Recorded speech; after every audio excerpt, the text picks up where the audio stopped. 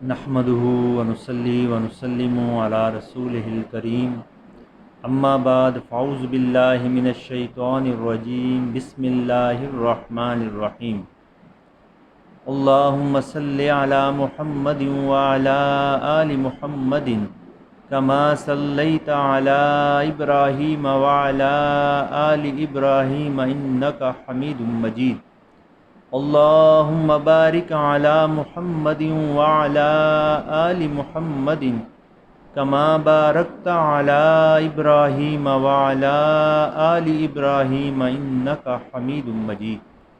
ناظرین و سامعین، الحمدللہ آج اللہ کریم کے فضل سے سیرت خاتم النبیین صلی اللہ علیہ وسلم کی 13ویں نشست ہے۔ پچھلے بیان میں ہم نے مختصراً حضرت مالک بن نضر کی زندگی کے متعلق آگاہی حاصل کی، اور آج ہم حضرت مالک کے بیٹے حضرت فہر کی زندگی کے متعلق جاننے کی کوشش کریں گے۔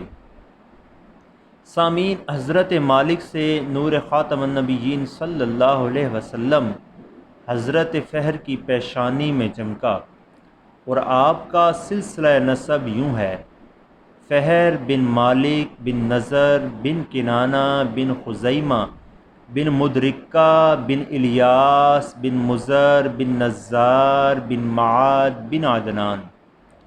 حضرت فہر بن مالک 11ویں پشت پر خاتم النبیین صلی اللہ علیہ وسلم کے جد امجد ہیں۔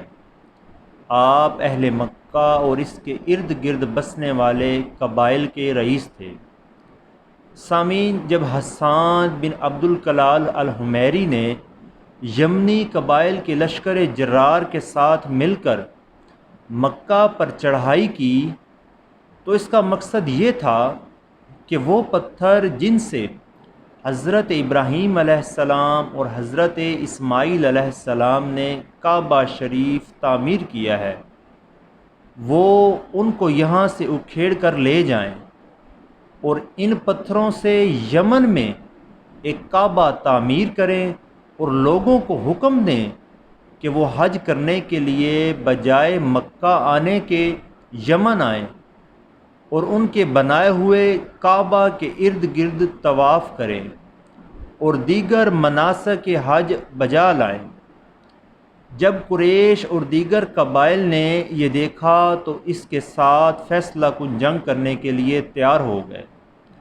قریش اور اہل عرب کے لشکر کے سپہ سالار حضرت فہر بن مالک تھے، اور ان کی قیادت میں گھمسان کی جنگ لڑی گئی، جس میں حمیر کو شکست فاش ہوئی اور حضرت فہر کو شاندار کامیابی نصیب ہوئی، اور حسان بن عبد الکلال کو جنگی قیدی بنا لیا گیا۔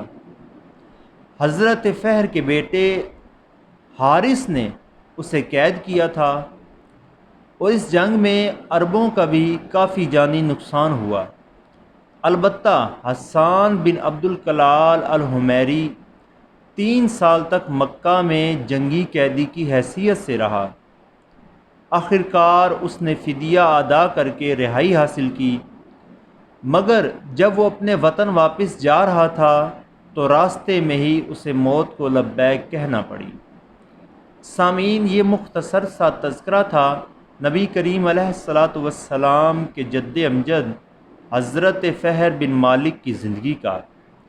اللہ رب العزت سے دعا ہے کہ آج کی نشست میں ہونے والی غلطیوں کو معاف فرمائے اور ہمارے قلوب و اذہان سے محو فرمائے، اور ہمارے دلوں میں خاتم النبیین صلی اللہ علیہ وسلم کے آباء و اجداد کی عزت و تکریم کو راسخ کر دے۔